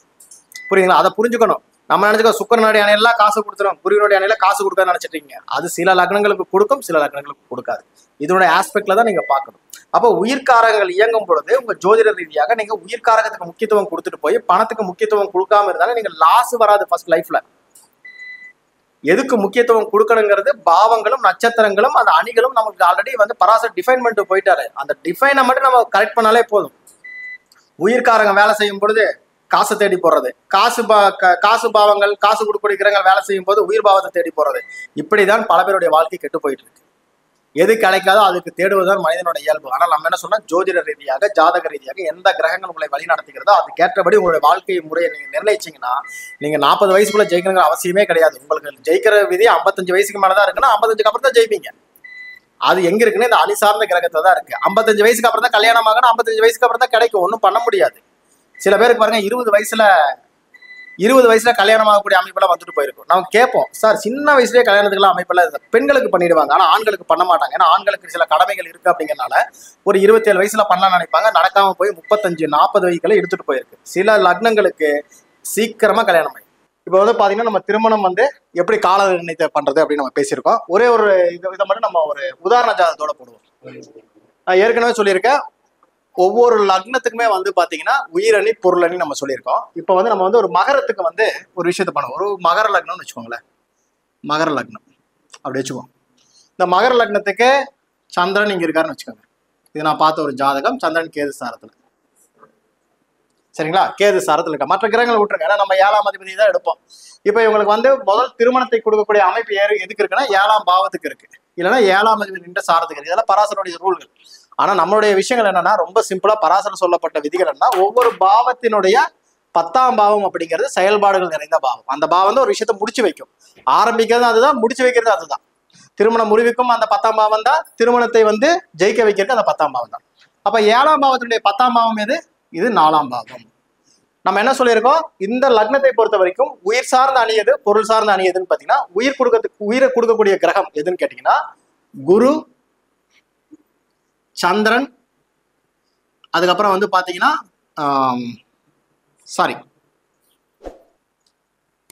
இந்த லக்னத்தை பொறுத்த வரைக்கும் பாத்தீங்கன்னா குரு, சுக்கிரன், சனி, ராகு, புதன்.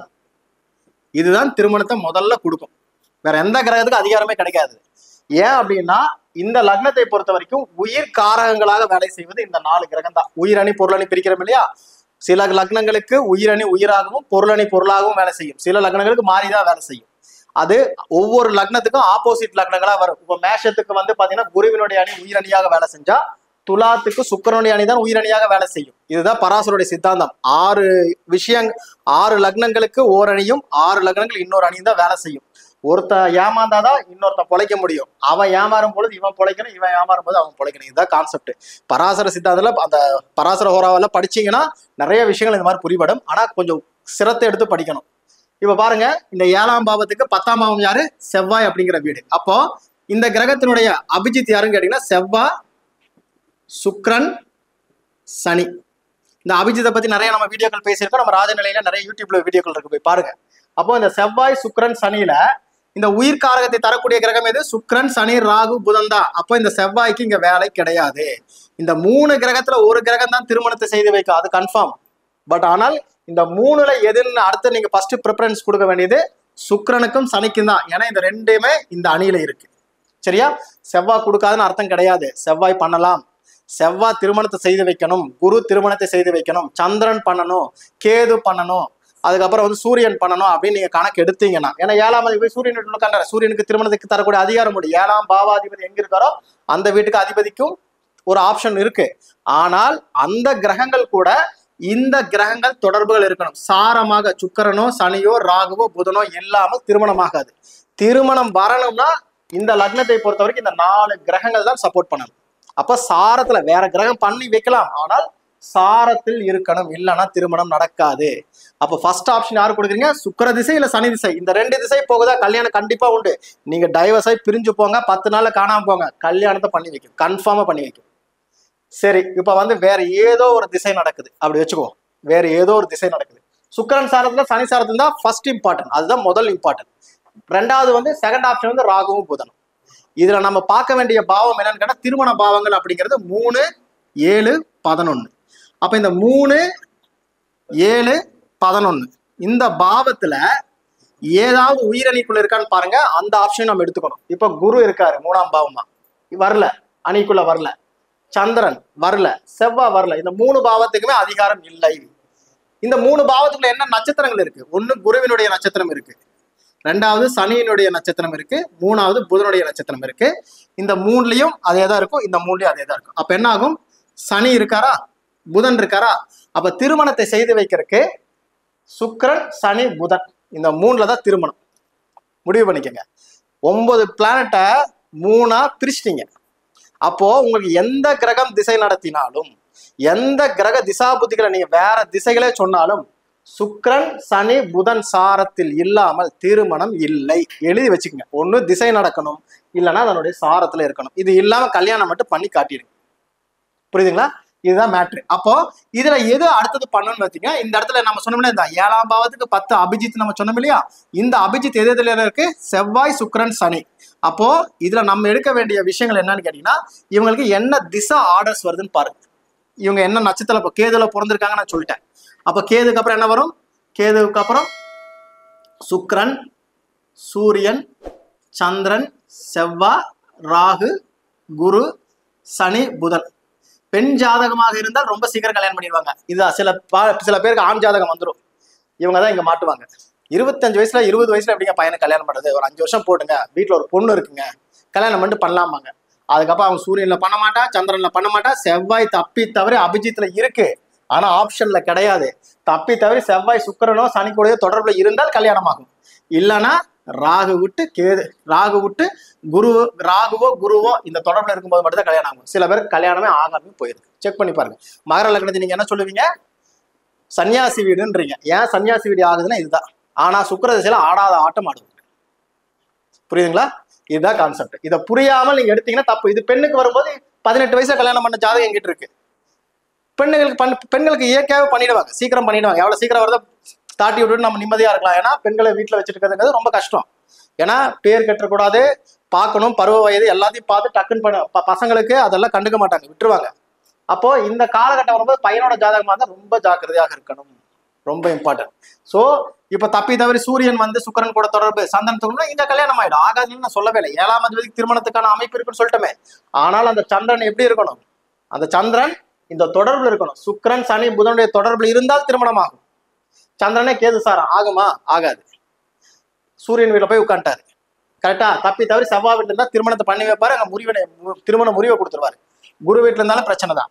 தப்பி தவிர இங்க இருக்காரு. சுக்கிரன்ல மைனஸ் கிடையாது. சரி சார், இப்ப வந்து சுக்கிரன்ல வந்து கல்யாணம் ஆயிடுச்சு, சுக்கிரன் சில தப்பி தவிர சனி திசை ஃபியூச்சர்ல வருது, இல்ல சனி சார்ந்த ஒரு தொடர்பு இருக்குன்னா நல்லா பாத்துக்கணும். இங்கதான் கவனமா இருக்கும். 3, 7, 11 தொடர்பா இருந்தால் ஃபேமிலிக்குள்ள ரொம்ப அடிக்டடா இருக்கணும், இல்லைன்னா தேவையில்லாத பிரச்சனைகள் கொடுத்துரும். ரொம்ப ரொம்ப இம்பார்ட்டன்ட். தப்பி தவிர பாருங்க, சுக்கிரன் இதுக்கப்புறம் வந்து செவ்வாய் திசை நடுவுல வருதுன்னு வச்சுக்கோங்களேன். சுக்கிரன், கேது, சுக்கிரன், சூரியன், சந்திரன், செவ்வாய். இந்த செவ்வாய் திசை வரும்போது இந்த திருமணமானவர்கள் ரொம்ப கவனமா இருக்கணும். ஏன்னா சுக்கிரன் திருமணத்தை செய்து வைத்தால் செவ்வாய் வந்து நெகட்டிவ் அபிஜித்தா வேலை செய்யும். இந்த செவ்வாய் திசை போகும்போது கணவன் மனைவிக்குள்ள பிரிவினை வருது, சண்டை போடுறாங்க, எல்லாமே இங்கதான் ஆரம்பிக்கும், செவ்வாயில தான் ஆரம்பிக்கும். ரொம்ப ஜாக்கிரதையா இருக்கணும். ஏன்னா சுக்கிரன் சனிக்கு தான் இந்த கிரகங்கள் திருமணத்தை கொடுக்கக்கூடிய அதிகாரம் இருக்கு. முறிச்சு வைக்கிற, நான் என்ன சொன்னா, ஆரம்பம் எங்கேயோ அங்கேயே தான் முடிவு புள்ளின்னு சொல்றோம். 7ஆம் பாவத்தை நல்லபடியா முடிச்சு கொடுக்கறது 10ஆம் பாவம் தான். அதை டோட்டலா ஒரு நிகழ்ச்சி ஆரம்பிச்சாச்சு, அதை பினிஷ் பண்றது 10ஆம் பாவம் தான். அப்போ தொடங்கி வைக்கிறது சுக்கிரனும் சனியும், முடிச்சு வைக்கிறது செவ்வாய். அப்ப செவ்வாய் சாரத்துல கிரகம் நின்னாலும் செவ்வாய் திசை போனாலும் பிரிவினை வந்துடும். தப்பி தவிர அந்த செவ்வாய் சுக்கிரன் சாரத்துல சனி சாரத்துல இதெல்லாம் பிரச்சனை வரும், சேர்ந்துக்குவாங்க. அப்ப வேற ஏதாவது கிரகம் செவ்வாய் சாரத்துல இருக்கான்னு பாத்துங்க. இந்த செவ்வாய் வந்து மொத்தமா முடிச்சு வச்சிருவார் சார், நான் வந்து இப்ப திருமண பிரச்சனை வருங்கிறது கன்ஃபார்ம். செவ்வாய் திசையில ஒரு பொண்ணோ இல்ல ஒரு ஆம்பளையோ ஜாதகம் தூக்கிட்டு வராருன்னா, நம்ம மகரானத்துக்கார வீட்டுல ஒய்ஃபுக்கு டைம் ஸ்பெண்ட் பண்ணாம இருக்கீங்களா, நிறைய கருத்து வேறுபாடு போதா, சண்டை வருதா, சச்சரவு வருதான்னு கேளுங்க, ஆமான்ருவாங்க.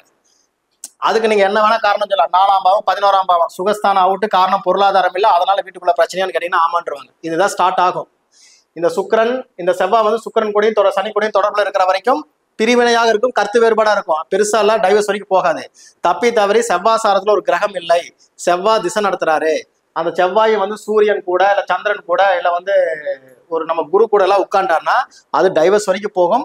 சில பேர் நல்ல விதமா இந்த 7ஆம் பாவம் எந்த விதத்திலையும் கெடாமல் இருக்கக்கூடிய ஜாதகம் என்ன பண்ணா, வேலைக்காக ஃபாரின் போயிட்டாரு அப்படின்னு சொல்லிட்டு ஒரு 7-8 வருஷம் பிரிஞ்சிருப்பாங்க. செக் பண்ணி பாருங்க. பிரிவினை என்பது கன்ஃபார்ம். ஆனா நிரந்தர பிரிவினையா இருக்கணும்னா இந்த தொடர்புல இல்லாம இருந்தா நிரந்தர பிரிவினையா கொடுத்துரும். ஆரம்பிச்சு வைக்கிற அதே இடம் தான் முடிச்சியும் கொடுக்கும். அப்ப 7ஆம் பாவத்தினுடைய செயல்பாடுகள் 4ஆம் பாவத்தில் இருக்கு. அதனாலதான் சுகஸ்தானம்னு வச்சான். 7ஆம் பாவம் நல்லா இருக்கணும்னா சுகஸ்தானம் கெட்டு போச்சுனாலே 7ஆம் பாவம் அவுட் ஆயிடும். அப்போ இதை நீங்க தெரிஞ்சுக்கணும். அப்போ இந்த 3, 7, 11 இயங்குற வரைக்கும் பெரிய மைனஸ் வராது. இந்த 3, 7, 11 இல்லாம அடுத்த பாவங்கள் செவ்வாயோட நட்சத்திரங்கள்லாம் எங்க இருக்குன்னு பாருங்க. அடுத்தது 1, 2, 3, 4, 4ஆம் இடத்துல இல்ல, 5ல இருக்கா செவ்வாய், இங்க இருக்கும், இங்க இருக்கு 5, 6. 5ஆம் இடம் என்பது லாஸ், பொருளாதார லாஸ் சந்திப்பாங்க. செவ்வாய் திசையில கணவன் மனைவிக்குள்ள பிரச்சனைனா மெயினா பொருளாதார இம்பாக்ட் இந்த இடத்துல காட்டியிருக்கும். 6ஆம் இடத்துல இருக்கும்போது கருத்து வேறுபாடுகளோட இருக்கும். பிரிவினை எப்படி இருக்கும்னா, சம்பாதிக்கிறவங்க வெளிநாடு போயிட்டாருன்றவாங்க. சோ இந்த அமைப்பு தான். இது சுக்கிரன் சனி கூட இருந்தா இயற்கையான நார்மலான பிரிவு, இல்லாத பட்சத்தில் மிகப்பெரிய மைனஸ். ஸோ ரொம்ப ரொம்ப ரொம்ப கவனமாக இருக்கணும். ஸோ இந்த மாதிரிதான் மற்ற எல்லா லக்னங்களுக்குமே போடணும். நீங்க எடுக்கிறது ரொம்ப ரொம்ப ஈஸியான மெத்தடு. ஆனா பராசரோடைய மெத்தடு நம்ம கொஞ்சம் தெரிஞ்சுக்கிட்டா மட்டும்தான் எடுக்க முடியும், இல்லைன்னா எடுக்க முடியாது. சொல்லுங்க சொல்லுங்க சொல்லுங்க. ஆமா, ஏன்னா 3, 7, 11 கூடிய திசா புத்திகள் வராம தாம்பத்திய குறைபாடு வரும். இப்போ குரு சனி புதன் இந்த திசையில கடந்துட்டாலே தாம்பத்தியம் குறைஞ்சிடும். ஏன்னு சொல்றேன்னா, அடுத்து வரக்கூடிய கேது சுக்கிரன் இந்த சூரியன் எல்லாம் 4, 8, 12 கூட சம்பந்தப்படும். ஸோ லீகலான முறையில் இந்த தாம்பத்தியம் கிடைக்காதுங்கிறதா சொல்லு.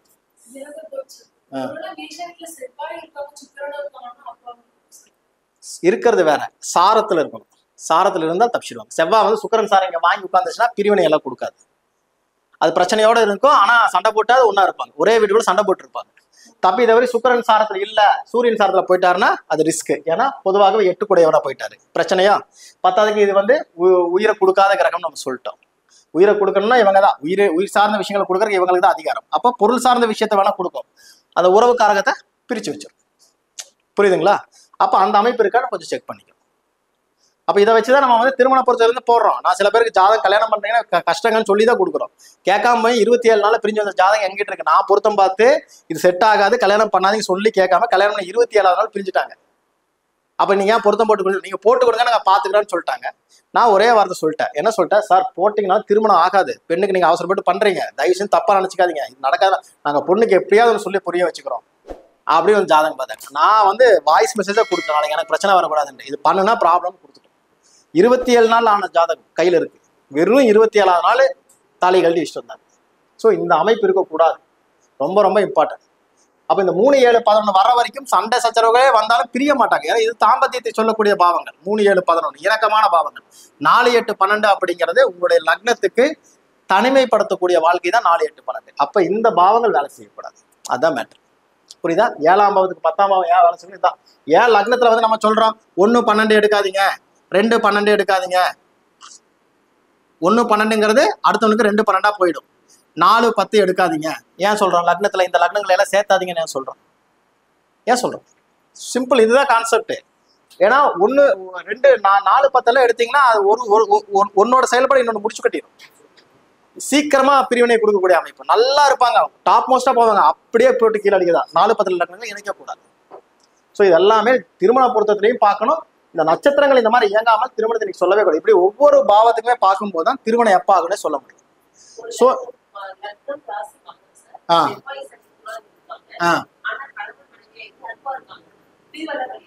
அதான் சொல்றேன், திருமண பாவங்கள் இயங்கதான் பாருங்க. திருமண பாவங்கள் இயங்காத வரைக்கும் பிரச்சனை இல்லை. திருமண பாவங்கள் இயங்கினா பிரச்சனை. லக்னங்கள் சேர்க்கறதுன்னு ஒரு கான்செப்ட் இருக்கு. கிரகங்கள் வந்து எங்க தன்னுடைய வேலையை செய்யும், அந்த பாவத்துக்கு இந்த பாவம் எப்படி வேலை செய்யுது தெரியாம நம்ம சொல்லவே கூடாது. ஒவ்வொரு திசைக்குமே எந்தெந்த பாவத்துக்கு நெகட்டிவா இருக்கு, எந்தெந்த பாவத்துக்கு பாசிட்டிவா இருக்குன்னு தெரிஞ்சுக்கிட்டீங்கன்னா ஈஸியா புரிஞ்சுக்கலாம். இல்லைன்னா புரியவே புரியாது. ஐயா டைம் இருக்கா? முடிச்சலாமா?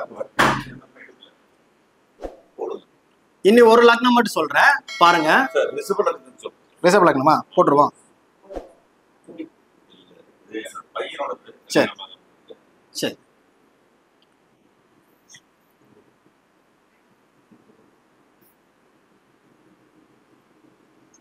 இப்போ ரிஷப லக்னம். இப்ப இந்த ரிஷப லக்னத்தை பொறுத்த வரைக்கும் 7ஆம் அதிபதினு சொல்லக்கூடியவர் யாரு? செவ்வாய். இந்த லக்னத்தை பொறுத்த வரைக்கும் உயிர் காரகங்களாக வேலை செய்யறது யாருன்னு பாத்தீங்கன்னா சனி, சுக்கிரன், ராகு, புதன். இவங்க தான் திருமணத்தை கொடுக்கணும். இந்த திசையில தான் திருமணம் ஆகும், அல்லது இந்த சாரத்துல நின்று கிரகம் திசை நடத்தினால் மட்டும்தான் திருமணம் ஆகும். இப்ப இதோடைய 10ஆம் பாவம் எது? சனி. இதனுடைய அபிஜித் யாரு? சனி, சுக்கிரன், செவ்வாய். இந்த 3 தான். இதுல 3, 7, 11 கிரகம் எது? சந்திரன், குரு. அவ்வளவுதான். இப்போ திருமணத்தை செய்து வைக்கணும். இதுதான். இப்ப சந்திரன் இதற்குள்ள இல்ல, விட்டுடலாம். செவ்வாய் இல்ல, விட்டுடலாம். செவ்வாய் இருக்காரு, ஆப்ஷன்ல இருக்காரு. நல்லதும் பண்ணலாம், கெட்டது பண்ணலாம். அவர் கெட்டது பண்றதுக்கு மட்டும் தான் அதிகாரம், நல்லது பண்றதுக்கு அதிகாரம் கிடையாது. பட் ஆனால் நல்லது பண்ணக்கூடிய அமைப்பை ஏற்படுத்துவார். 11ங்கிறது குரு, இவருக்கு அதிகாரம் கிடையாது. தப்பி தவிர குரு திசை கல்யாணம் பண்ணாருன்னா இந்த சனி சுக்கிரன் தொடர்புல இருக்கணும், இல்லைன்னா கல்யாணம் ஆகாது. அவ்வளவுதான் மேட்ரு. இந்த சனி சுக்கிரன் ராகு புதன்ல இருக்கணும். சரி, இப்ப 3ஆம் பாவத்துல என்னென்ன நட்சத்திரங்கள் இருக்கு? குரு, சனி, புதன். சேம் அதே லக்னத்துக்கு போட்ட மாதிரி தான் வருது. சனி புதன் மகரத்துக்கு போட்ட மாதிரி, ஏன்னா திரிகோண லக்னம் தானே, சேம் அதே மாதிரி தான் வரும். இதுல சனிக்கும் புதனுக்கும் முதல் முக்கியத்துவம். அப்ப 3, 7, 11 அதிபதிகளுடைய திசைகள் சப்போர்ட் பண்ணாது. ஏன்னா இது எல்லாமே பொருள் காரகத்தை கொடுக்கக்கூடிய அணிகள், அது திசைகள் சப்போர்ட் பண்ணாது. இந்த அணிகளுக்கு திருமணம் செய்து வைக்கக்கூடிய அதிகாரம் இருக்கு. எப்ப அதிகாரம் இருக்குன்னா சுக்கிரன்லயோ சனியிலயோ புதன்லயோ ராகுலயோ நிக்கணும். அதுல குறிப்பா சனிக்கும் புதனுக்கும் தான் திருமண யோகத்தை தரக்கூடிய அமைப்பு இருக்கு. அதனுடைய அணியில நிற்கும் போது திருமணத்தை செய்து வைப்பார். இப்ப இந்த ஜாதகத்துக்கு கல்யாணம் ஆகணும்னா என்ன திசை? சார் 7ஆம் அதிபதி எங்க இருக்காரு? 7ஆம் அதிபதி எங்க இருக்காரு? செவ்வாய். செவ்வாய் வந்து துலாத்துல இருக்காரு. என்ன சாரங்கய்யா? செவ்வாய் இங்க இருக்காரு. செவ்வாய் வந்து நவாம்சத்துல துலா வீட்டுல. துலா வீட்டுலன்னா இது நம்ம செவ்வாயோடைய 3ஆவது பார்த்துருக்கேன். சித்திரை 3ல இருக்காரு. செவ்வாயிலேயே இருக்காரு. ஆமா. இதுல என்னன்னா சுக்கிரனுடைய வீட்டுலதான் இருக்காரு. இந்த 7ஆம் அதிபதிக்கு சாரங்கள் எதுவுமே செட் ஆகல. அப்ப என்ன ஆகணும்? திசைகள் தான் உற்பத்தி பண்ணும். அப்போ சனி திசையோ சுக்கிர திசையோ வராமல் திருமணம் கிடையாது. இது வரைக்கும் திருமணம் ஆகலைங்களா? என்ன வயசு ஆச்சுங்க? 40 ஆச்சு. இதுக்கு முன்னாடி அவர் பிறந்த நட்சத்திரம் சுவாதி நட்சத்திரம். ராகு, குரு, சனி. சனி திசையில கல்யாணம் வந்திருக்கணுமே. சனி என்ன எங்க இருக்காருங்க? சனி 7ல இருக்காரு. செவ்வாய் வீட்டுக்கு போயிட்டாரா? சாரம் சொல்லுங்க. அனுசம் சுயசாரம். இதுல திருமணம் ஆயிருக்கணுமே. சனியில கண்டிப்பா கல்யாணம் ஆயிருக்கணும். என்ன வயசுங்க அப்போ? இப்ப 40 நடக்குது. புதன் திசை ஆகிடுச்சு. சனி திசையில 2040 வரைக்கும் அப்போ வந்து 2023 வரைக்கும் சனி இருந்திருக்காரு. 2023 என்ன வயசுங்க அவருக்கு? 38 38. நான் ஒரு விதி சொன்ன ஞாபகம் வச்சிங்களா? 7ஆம் அதிபதிக்கு இந்த திசைகள், இந்த சனி சுக்கிரன் ராகு புதன் இந்த சாரத்துல தொடர்பு இல்லாமல் இருந்தால் திருமணம் என்பது காணல் நீர். எத்தனை வருஷமா ஒன்றும் நம்ம தள்ளி போடுவோம், இல்லை அதுவும் தள்ளி விட்டுன்னு சொல்லணுமா? இப்ப செவ்வாய் என்ன சாரத்துல இருக்காரு? செவ்வாய் சாரத்துல மட்டும்தான் இருக்கு இங்க. வாங்கல. இப்போ இந்த அணில ஏதோ ஒரு சாரத்துல இருந்தாருன்னா இவருக்கு இயற்கையாகவே ஆசை வந்துடும், கல்யாணம் பண்ணிடுவாரு. புரியுதுங்களா? இப்ப இந்த இயற்கையான ஆசை ஏன் வரலன்னா செவ்வாய் சாரத்துல போய் உட்காந்துட்டாரு. குரு சாரத்திலையும் செவ்வாய் சாரத்தையும் சந்திரன் கேது சூரியன்ல இருந்தால் ஆசையே ஃபர்ஸ்ட் வராது. எல்லாரும் மாதிரி இருக்கணுங்கிற எண்ணங்கள் வராது. இப்ப இவர் கல்யாணம் பண்ணுங்கிற ஆசை எப்ப தெரியுமா வரும்? இப்ப இந்த நட்சத்திரங்கள் தொடர்பு இல்லைன்னா அடுத்தது எங்க போவோம்? பாவங்களுக்குள்ள போவோம். இந்த பாவத்துல சுக்கிரன் இருக்காரா? அப்ப சுக்கிர திசை வரணும். அதனால சுக்கிரன் சாரத்துல இருக்கணும்னு கிரக திசை நடத்தும். ஆச்சுங்களா? நீங்க என்ன லக்னம்? ரிஷப லக்னம். அப்ப ராகு திசையில கல்யாணம் ஆயிருக்கணும். ராகுக்கு வந்து வீடுகள் தான், நட்சத்திரங்கள் எடுக்க மாட்டோம். பராசர சித்தாந்தத்தில் ராகு கேதுகளுக்கு வீடுகளும் மற்ற கிரகங்களுக்கு நட்சத்திரங்களும். அதுதான் பிரச்சனை. சுக்கிரன் இல்ல சனியாவது இருந்திருக்கணும். ஐயா இந்த 7ஆம் அதிபதி முதல்ல சனி சுக்கிரன் செவ்வாயில ஏதாவது இடத்துல இருக்கணும். இருந்தாதான் அந்த தாட் ப்ராசஸே உங்களுக்கு வரும். இல்ல இல்லாத போது எப்படி கிடைக்கும்? புரியுதுங்களா? இப்ப உங்களுக்கு கல்யாணம் ஆச்சுன்னு சொன்னீங்களா? என்ன திசை? ரிஷப லக்னம். சனி திசை. எனக்கு திசை சுக்கிர திசை கல்யாணம் ஆச்சா? அணி வந்துருச்சா? சனி புத்தியா வந்துருச்சா? இதுல வந்து நீங்க என்ன கணக்கு வேணா போட்டுங்க. இந்த 3 7 11 எங்காமல் வராது. புரியுதா சார்? ஈஸியா இருக்கா? 3 7 11 அந்த உயிர்காரக வீடுகளா கன்வெர்ட் ஆகல பொருள். அப்ப அதுல கூட நட்சத்திரங்களுக்கு முக்கியத்துவம் தரணும். இவர் கல்யாணத்தை ஓகே பண்ணுவாருங்க நீங்க எப்படி சொல்லுவீங்க? செவ்வாய் எங்கவா இருக்காரு? செவ்வாய் இந்த அணியில எங்கேயாவது இருக்காரா? சாரத்துல இல்ல. ராகு சாரத்துல இருந்தா சனியில கல்யாணம் உண்டு. சனி ராகுவை போல் வேலை செய்வார். கரெக்டா? நிம்மதியா இருப்பாருங்கம்மா. கல்யாணம் ஆயிட்டு தான் போயிட்டு அவருக்கு.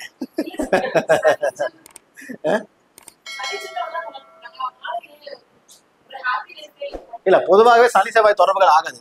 திருமணத்தை கொடுக்கும். திருமணத்துக்கு சிறப்பெல்லாம் சொல்ல முடியாது. அதாவது எப்பவுமே 7ஆம் அதிபதிக்கு எந்த கிரகமா வேணா இருக்கட்டும், 7ஆம் அதிபதிக்கு சனி செவ்வாய் சூரியன் கேது தொடர்பு ஆகாது. 7ஆம் அதிபதி யாராக இருந்தாலும் சனி செவ்வாய் சூரியன் கேது தொடர்பு ஆகாது. திருமணத்துக்கு ஆப்ட் இல்லாத கிரகம் இதுக்கு பேரு. இதெல்லாம் ஒன்லி கோபத்தை மட்டும்தான் காட்டுமே தவிர கன்னிங்னஸ், கோபம், பொதுநலம் அப்படின்னு ஒவ்வொரு இடத்துல ஒவ்வொரு மாதிரி இருக்காங்க. சூரியன் பொதுநலத்துக்குள்ள போயிடும், செவ்வாய் அதிக கோபத்தை காட்டும், சனி வந்து கொஞ்சம் கன்னிங்கா இருக்கும், இல்லைன்னா பெருசா அண்டர்ஸ்டாண்டிங் வராது. கேது வந்து டோட்டல் வாஷ் அவுட் எந்த லக்னமா இருந்தாலும். இதுல என்ன ஒரு பிரச்சனைனா 7ஆம் அதிபதி சனியாகி செவ்வாயாகி சூரியனாகி இல்ல 7ஆம் இடத்துல கேது இருந்து ஒண்ணுக்குள்ள ஒண்ணு தொடர்பு வருதுன்னு வச்சுக்கோங்களேன், அது திருமணம் பாதியிலேயே முறியக்கூடிய அமைப்பு தான். 2 திருமணம் அல்லது இரண்டாம் தாரமாக கட்டி கொடுக்கணும். இப்போ இவங்க பையனுக்கு நான் சஜஷன் கொடுத்தேன்னா சனி வந்து செவ்வாய் தொடர்போடு இருக்காரு, செவ்வாயும் செவ்வாய் தொடர்போடு இருக்காரு. இந்த ஜாதகத்துக்கு ஒரு விதவை பெண்ணை எடுத்து கல்யாணம் பண்ணுங்க. அதான் வந்துருச்சா? அப்ப வந்து நாங்க என்ன சொல்லுவோம், ஏற்கனவே விதவை திருமணமான பெண் கல்யாணத்தை எப்படி வேணா வச்சுக்கோங்க. சனி செவ்வாய் தொடர்பு என்ன சொல்லுவோம்? விதவையா? சனி செவ்வாய் பொண்ணு இளம் விதவை, அதே போல கைவிடப்பட்ட பெண்ணு, டைவர்ஸி, இந்த மாதிரி. இல்லைன்னா வேறு இனம் வேறு மதம், அதுல வந்து கேஸ்ட் வைஸ் கொஞ்சம் அவங்கள விட கொஞ்சம் குவாலிட்டி வைஸ் கம்மியா போய் எடுக்கிறது. அந்த சனி செவ்வாயுடைய காம்பினேஷன்ஸ் அங்க இருக்கணும். அந்த காம்பினேஷன் நீங்க எப்படி வேணா இல்ல நம்ம ஃபர்ஸ்ட் தாரமா தான் கல்யாணம் பண்ணோம்னா உங்களை விட வெளியிருந்து பார்க்க ஒரு குறை தெரியும். அந்த மாதிரி இருக்கிற அமைப்பு எடுக்கும்போது ஜெயிச்சிடலாம். இப்போ நீங்க உங்க ஜாதகத்துக்கே சனி சுக்கிரன் வந்துச்சா, உங்க ஜாதகமே எனக்கு தெரியாது. சுக்கிரன் எங்க இருக்காரு, செவ்வாய் இருக்கு சொன்னா, ஆனா கல்யாணம் இதுலதான் நடந்தது. நீங்க 25 ஜாதகம் போடுங்க, 50 ஜாதகம் போடுங்க, 100 ஜாதகம் போடுங்க, இந்த அமைப்பு இல்லாம கல்யாணம் பண்ண ஒரு ஜாதகம் கட்டிடும். நம்ம ரூல் எல்லாமே பராசர ரூல் தான். ஆனா மத்தவங்க பாக்குறதுக்கு நாங்க பண்றதுக்கு டிஃபைன் பண்ணி எடுக்கிறது வேற டிரைவ் இருக்கா. 7ஆம் அதிபதி செவ்வாயாகி அது சனியுடைய தொடர்பு வந்தாலும் சூரியனுடைய தொடர்பு வந்தாலும் திருமணம் 2 இல்லைன்னா திருமண வாழ்க்கை பாதையில பிரச்சனை தான். சரியா? அது கவனமா இருக்கும். சின்ன வயசுல கல்யாணம் பண்ணிட்டீங்களா? சுக்கிரன்ல கல்யாணமா? என்ன நட்சத்திரம் நீங்க? மகா. இப்பதான் சொல்லிட்டு இருந்தேன், இந்த சுக்கிரன் சின்ன வயசுலயே வந்து 17-18 வயசுல கல்யாணம் பண்ணிடுவாங்க. பாலிய அந்த வயசு தாண்ட உடனே கல்யாணம் ஆயிடும். ஆண்களுக்கு இதே மாதிரி வரும், அவங்க எடுக்க மாட்டாங்க. ஏன்னா கடமை இருக்குன்னு சொல்லிட்டு தள்ளி போட்டே போவாங்க. அவங்க தான் 40 வயசு கடந்து கல்யாணம் பண்ணிக்கிறது. திருமணம் ஏன் ஆகாதுங்கிறது நிறைய பேர் உள்ள தேடிட்டே இருக்கீங்கல்ல. ஃபர்ஸ்ட் அவனுக்கு எண்ணத்தை கொடுக்கதான்னு பாருங்க. செவ்வாய் 7ஆம் அதிபதி இந்த திருமண உயிர் பாவத்தை கொடுக்கக்கூடிய அந்த எண்ணத்திலே போய் உட்கார்ல, அவனுக்கு எப்படி ஈர்ப்பு வரும்? ஃபர்ஸ்ட் கல்யாணமா கொடுத்தா பண்ணிக்கிறேன், இல்லைன்னா பரவாயில்ல நான் வேலையை பாக்குறேன்னு இருப்பார். கரெக்டா சார்? நீங்க வந்து சிரத்தை எடுத்து பார்க்க சொல்லல, உங்களுக்கு சண்டையெல்லாம் போட மாட்டாரு. அவர் என்ன சொல்லுவாரு? பரவாயில்ல ஆனா ஆடி போட்டு இந்த மென்டாலிட்டி பார்த்தா எனக்கு இந்த வருஷம் கல்யாணம் பண்ணி ஆகணும்ல வந்து நிக்க மாட்டாரு. நீ கல்யாணம் பண்ணி வைக்கல, நான் கூட்டிட்டு வருவேன்னு சொல்லவும் மாட்டாரு. அவர் கூட வேலையை பார்ப்பாரு. ஏன் திங்கிங் வரலன்னா, கிரகம் எங்க போய் உட்கார்ந்துருக்கு? கொடுக்காத கிரகம் கொடுக்காத சாரத்தில் உட்கார்ந்துருக்கு. வீட்டுல இவருக்கு சுக்கிர திசை வந்தா அந்த எண்ணம் வரும். நட்சத்திராதிபதி வேலை செய்யல, கிரகமும் வேலை செய்யல, அடுத்து யாரு? பாவாதிபதி கொடுக்கணும். அப்ப இங்கதான் வந்து பராசருடைய இன்னொரு ரூல், 7ஆம் அதிபதிக்கு வீடு கொடுத்தவன் திருமணத்தை செய்து வைப்பான்னு சொன்னா இல்லையா, அந்த ரூல் இங்கதான் ஓகே ஆகும். சரிங்களா? இந்த 3 ரூல் 4 ரூல் வரதெல்லாமே எந்தெந்த இடத்துல அந்த ரூலை பிக்ஸ் பண்ணணும்னு நம்மளுக்கு தெரியணும். நம்ம தெரியாம என்ன பண்றோம், மொத்தமா எல்லாத்தையும் போட்டு தாக்குறது. 25 ஜாதகம் கொடுத்தீங்கன்னா 25 ஜாதகத்துல 4 ரூலுமே வரும். ஒவ்வொரு ஜாதகம் ஒவ்வொரு ரூல் வரும். எந்த ரூல்னு எப்படி போடுவீங்க? ஸோ நம்ம பேலன்ஸ் ஏரியை பொறுத்து நம்ம சொல்றதே இதுதான், ரொம்ப ஆப்டா இந்த ரூல் இங்க வேலை செய்யுது, இவருக்கு இந்த ரூல் இங்க வேலை செய்யும். So rule number 1, rule number 2, rule number 3, rule number 4 போட்டீங்கன்னா இவருக்கு 4th ரூல்ல வேலை செய்யும். அவ்வளவுதான் மேட்டர். அப்ப ஒரு 50 வயசு 60 வயசுக்கு சுக்கிரதசை வந்து அதாவது கல்யாணம் பண்ணுவீங்களா? பண்ண முடியாது. அதனால சில பேர் கல்யாணம் வேணாம்னு போய் உட்காந்துக்கிறோம். அதனாலதான் கொடுப்பனை இல்லைங்க. கொடுப்பனைங்கிறது என்ன? அந்தந்த காலகட்டத்தில் கிடைக்கிறதா கொடுப்பனை. 30 வயசுக்குள்ள குழந்தை பெற்றுட்டா 30 வயசுல குழந்தை பெற்றுக்கிறது ஒரு கொடுப்பனை. நான் 40 வயசுல பெற்றுக்கிறது கூட இந்த காலத்துல அக்செப்ட் பண்ணிக்கிறேன். செட்டில் ஆனதுக்கு அப்புறம் 50-55 வயசுல பெற்று என்ன பண்ண போறீங்க? அது கொடுப்பனை இல்லை. அதுக்காக இல்லைன்னு அர்த்தம் கிடையாது. கிரகங்கள் எல்லா ஜாதகத்திலுமே ஏதாவது ஒரு இடத்துல இருக்கும், ஆனா டைம் ஆகும், அந்தந்த காலகட்டத்தில் கிடைக்காது. அப்போ இந்த மாதிரி விஷயங்களை எடுக்காமல் நம்ம ஜாதகம் சொன்னவங்க தப்பா போயிடும். இதனால நாங்கள் திருமண பத்தில பார்த்துட்டு சொல்ல, கல்யாணம் பிரச்சனை, கல்யாணம் பண்ணினா லாஸ், திருமணம் வேணாங்க அப்படின்னு தைரியமா சொல்லுவேன். தைரியமா சொல்றதுனாலதான் அவங்க மறுபடியும் வேணுமா வேணாம்னு 10 தடவை கேட்டு தப்பாதான் முடிவு எடுப்பாங்க. ஏன்னா அவங்களுக்கு பிரச்சனை ஆகணும் விதி இருந்தா நம்ம மாற்ற முடியாது. பட் நம்ம வெளியே என்ன சொல்லுவாங்க, கடைசியா சார் கட்டாதான் சொன்னார், நாங்க தப்பு பண்ணிட்டோம். சரியா? கிரகங்களை பிரிக்கிறது தான் பராசருடைய ரூல். அந்த பராசருடைய ரூல் எங்க தோக்குதுன்னா, கிரகங்களை பிரிக்காம பலன் சொல்றீங்களா, உயிர் பொருள், அங்கதான் பிரச்சனைங்க. 9 கிரகத்துக்கு திசாபுதியை பார்த்துட்டு இருந்தீங்கன்னா பலன் எடுப்பீங்களா? 9 கிரகத்தை 3ஆ மாத்தினேன், 3 2ஆ மாத்தினேன், கடைசியா 2ல அதையும் ஒண்ணு கழிச்சு விட்டேன். புரியுதா? இப்ப 2 கிரகம் சில பேருக்கு வந்துடும். அப்ப வரும்போது நீங்க என்ன பண்ணணும், வரக்கூடிய அமைப்புல அந்த டிகிரி வைஸ் எது இருக்கோ அதுக்கு முக்கியத்துவம் கொடுக்கணும். அவ்வளவுதான். சில பேர் பாருங்க, ஒரு கல்யாணத்தை முடிச்சுட்டு டைவர்சி ஆவாங்க, இல்ல விதவை ஆயிட்டாங்கன்னா உடனே கொஞ்ச நேரத்துக்கு கல்யாணம் பண்றாங்க. காரணம் என்ன? அடுத்த திசை அவங்க சப்போர்ட் பண்ணிட்டு இருக்கோம். அப்ப அது வரும்போது என்ன ஆகுனா, அது 3 7 10 இயங்கிட்டு இருக்கு. நான் சொல்ல இன்னொரு கல்யாணம் நீ சொன்னாலும் கேட்க மாட்டேன் பண்ணுவேன். நாங்க ஜோதிடரே பண்ணியிருக்காங்க, நான் சொல்றேன். ஜோதிடரே பண்ணியிருக்கிறாங்க. சரிங்களா? நமக்கு தெரிஞ்ச ஜோதிடரே ஒருத்தர் 2nd மேரேஜ் எல்லாம் பண்ணியிருக்காங்க. நான் சொன்னேன் சன்னியாசமா போறேன்னு சொல்றாங்க. உங்க ஜாத பாரு, நீங்க சன்னியாசி கிடையாது, கல்யாணமே குழந்தை. ஜோதிடர், இதுக்கும் அவங்க ஒரு ஜோதிடர். புரியுதுங்களா? ஏன்னா அவங்க ஃபர்ஸ்ட் மேரேஜ் டைவர்ஸ். எங்கிட்ட ஜாதகம் பார்த்தாங்க, சார் ஏதாவது பாருங்க அப்படின்னாங்க. சாமியாரா போறாங்க. சாமியாரெல்லாம் போக முடியாதுங்க, நீங்க அடுத்த வருஷம் கல்யாணமே இப்போ குழந்தை இருக்கு அவங்களுக்கு. திடீர்னு ஓகே டக்குன்னு முடிவு பண்ணிட்டாங்க. எப்படி? ஸோ கிரகங்கள் வந்து அந்த பாவங்களை இயக்குறது ஒரு முறை, நட்சத்திரங்கள் அந்த பாவத்தில் இருக்கும், அது ஒரு வேலையை செய்யும். நட்சத்திரங்களை விட்டுட்டு நீங்க பலன் எடுத்தீங்கன்னா எல்லாமே தப்பா போகும். இது வந்து நேயர்களுக்கு ஏன் சொல்றேன்னா, சும்மா வந்தா பேசணும் புரியலங்கிறது, அந்த போர்ட்ல போட்டு காட்டுறது அதுக்கு தான். அந்த போர்ட்ல போட்டு காட்டுறதுங்கிறது ஒரு பாசிட்டிவான சைனு. பார்த்துனா டக்குன்னு புரியும். கிளாஸ்ல இதை விட இன்னும் ஆப்டா சிம்பிளா நம்ம கொடுப்போம். இது வந்து உங்களுக்கு புரியறதுக்காக சொல்றோம். இந்த உயிர் பொருள்லாம் என்ன தெரிஞ்சுக்கணும். நான் ஏன் சொல்றேன், திரும்ப சொல்றேன்னா, பராசருடைய ரூலை மிஸ் பண்ணீங்கன்னா எங்கேயுமே ஜெயிக்க முடியாது. பராசருடைய ரூல் 4 ரூல் இருக்குன்னா 4 ரூல் ஒவ்வொரு இடத்துல அப்ளை ஆகும். அந்த 4 ரூலை பிரிக்க தெரியணும். பராசர சித்தாந்தம் எனக்கு கஷ்டமா இருக்குன்னா நீங்க எந்த மெத்தடுக்கு வேணாலும் கத்துக்கணும். இருக்கலே ஈஸியான மெத்தட் இதுதான். அதுக்கு என்ன பண்ணணும்னா, அந்த அடிப்படைங்கிற அஸ்திவாரத்தை சரியான முறையில படிக்கணும். அடிப்படையை படிக்கும்போது நான் டைரக்டா வந்து டைரக்டா பலன் சொல்லதான் உட்காருவீங்கன்னா, இது தெரியாமல் எப்படி பவுண்டேஷன் போடாம எப்படி பலன் சொல்ல முடியும்? ஸோ எங்களுடைய இதுல விஷயமே பவுண்டேஷன் தான். பேலன்ஸோட ஃபர்ஸ்ட் செஷனே பவுண்டேஷனை கொடுத்துருவோம். நீ அதை வச்சு அதுக்காக பில்டிங் எப்படி வேணா கட்டிக்கும். இவ்வளவு ஈஸியால நீங்க திருமணத்தை பொறுத்தல தொடவே முடியாது. நீங்க டைவர்ஸ் எல்லாம் ஈஸியா சொல்லிடவே முடியாது. அவ்வளவு ஆப்டா இது சொல்ல முடியும். ஸோ இதெல்லாமே உங்களுக்கு என்னால் முடிஞ்சது. இன்னைக்கு பார்த்துக்கங்க. வாய்ப்பு கொடுத்த அத்தனை நல்ல உள்ளங்களுக்கு நன்றி பாராட்டி விடைபெறுகிறேன். நன்றி, வணக்கம். வாழ்க வளமுடன், வாழ்க வளமுடன், வாழ்க வளமுடன். ஜோதிடம் என்பது சாகரம், கடல். இந்த கடல்ல வந்து குதிச்சு முத்து எடுக்கிறோமா, சங்கு எடுக்கிறோமா, வேற ஏதாவது எடுக்கிறோமாங்கிறது அவங்களுக்கு சொல்லி கொடுத்த குரு தான் கணக்கு. அந்த தொட்டு காட்டாத வித்தைன்னு சொல்றாங்க இல்லைங்க, அந்த குரு அமைஞ்சா மட்டும்தான் ஒரு விஷயம் நடக்கும். அதனாலதான் காலச்சக்கரப்படி 9ஆம் இடத்துல விட்டு குரு உட்கார வச்சான். அதே போல எல்லா ஜாதகத்துக்கும் லக்கணத்துக்கும் 9 குடையும் தான் குரு. அப்ப என்னென்ன இருக்குதோ ஒவ்வொரு லக்கணத்துக்கும் 9 குடையும் குரு. இப்போ நம்மளுக்கு உயர் திரு மதிப்புமிகு சரவணன் சோமசுந்தரம் ஐயா அவர்கள் வந்து இன்றைக்கு இந்த திருமணம்ங்கிற விஷயத்த எதுக்கு பேச சொன்னோம் அப்படின்னு கேட்டீங்கன்னா, இப்ப ஒரு சும்மா சப்ஜெக்ட் பொதுவா பேசுறதை விட நம்முடைய ராஜநிலை நேயர்களுக்காக ஒரு பயனுள்ள ஒரு தகவல் வந்து போய் சேரணும். இப்போ உலக அளவுல முக்கியமான விஷயம் வந்து தொழில் வேணும். அப்புறம் தொழில் இருந்தா பணம் வந்துடும். ஒரு விஷயம் தொழில் இருந்தா பணம் வந்துடும். 2வது குழந்தை பாக்கியம், திருமணம் அப்படிங்கிற விஷயம். அப்ப திருமணம் நம்மளுக்கு அற்புதமா வேணும். நம்மளுக்கு திருமணம் அமைஞ்சுன்னா அப்புறம் குழந்தை பாக்கியம் அது நடக்கும், அது ஆட்டோமேட்டிக்கா நடந்துடும். அப்போ ஒரு இன்னைக்கு வந்து அவர் வந்து என்ன அப்படின்னா ஏறக்குறைய ஒரு அடிப்படை விஷயங்கள் போற பராசர முறைப்படி அடிப்படை விஷயங்கள் போற சொல்லி கொடுத்தாரு.